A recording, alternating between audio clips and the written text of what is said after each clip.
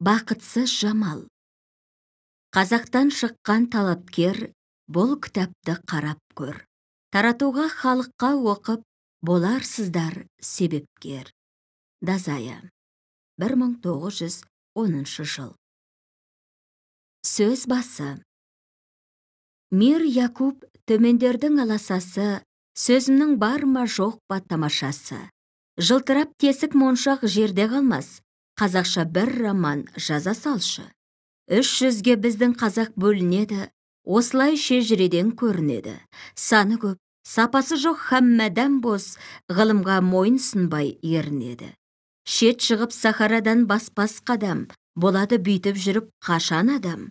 Бейхабар ғаламдағы хикматтан, тұтқындай қапастағы күні қараң. Болмайды кемшіліксіз хешбір халық, бәрінен кейін қалған қазақ анық. Басқа жұрт біз секілді жалқау емес, ғылыммен қараңғыны етер жарық. Шығып жүр, әр халықтың талаптысы, болмай ма талаптанған әлақ кісі. Қазақта жазылмайтын бір ауру бар, келмейді мінін айтсаң жаратқысы. Кеудесін мырза десең көтереді, бардаяқ құрт ауруы жөтеледі. Шегінер халық пайдасы деген іске, деп айтшы, осы сөзді бекер еді. Оқуға емес, жұрттың бәрі құмар, оқығаны романды неде бұғар? Демеймін жалпақ жұрттың бәрі кешше, мағынасын түсінетін бар да шығар. Сонда да жұрттың бәрі біле бермес, сөз болар жақсы жаман бәрі кекес. Мақсаты романның халық түзетпек, жазылған еріккеннен ертек емес. Жамалдың жайын жаздық бұл кітапта, бақытсыз бір қыз екен осы шақта. Біреуге хас нәрсе емес һәм болғаныз, жайылған бұл бір ғұрып хар қазақта. Айырсын оқушылар мағынасын, жай ғана хикая деп қарамасын. Көрген кім шариғаттан деген сөзді, қор етіп әйел халқын аямасын. Сатады қызды қазақ мал орнына, алмайды халал жұпты жар орнына. Әйелді хайуанға қисап етіп, тұтады өзін ерлер хан орнына. Байқашы, өзің отчет беріп, бақытсыз жамал қызды оқып көріп, қазақтың әр жерінде бар емес пе? Хисаплап, уақиғаны көрсең теріп. Бұл сөзді оқып көрер қолын алған, иншалла, хақиқат дүр емес жалған. Тыйылып мыңнан бірі қиянаттан, көрсекен ғайыбләрін әр кім қылған. Қазақша роман жоқ басылған көп, бұл күнде халық ішінде шашылған көп. Кәдәри хал білгенімше мен де жаздым, тілеймін болсы екен деп асырған көп. Өткен қыс шаруаға жеңіл болғандықтан мал күйлі, бие ішті болып, көктал қыстаған Құрман деген атаның ауылы жылдағыдан жайлауға ерте шығып еді.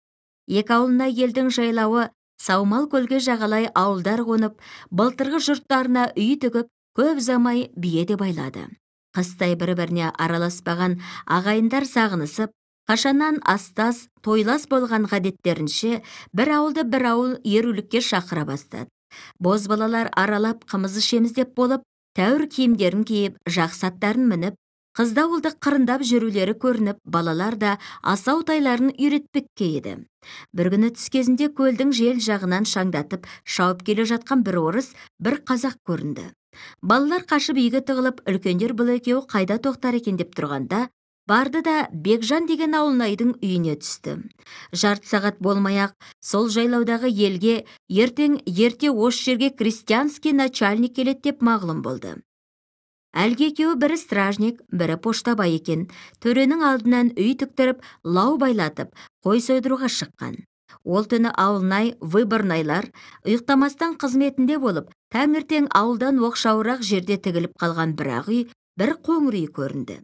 Сәске кезінде қоңыраулатып пәуескемен төреде көрінді. Алдынан артынан етектері далайып, жалпылдап шапқан қазақтармен дайырлаған үйге келіп тоқтағанда, мойындарына шынжырлы знак таққан ауылнай, билер неше мәрте шұлғып, қошаметпен тақсырлап үйге кіргізді. Сол арада жұмысы бар, жоқ болса да тамашаға 100-дей кісі жиналып қалған еді.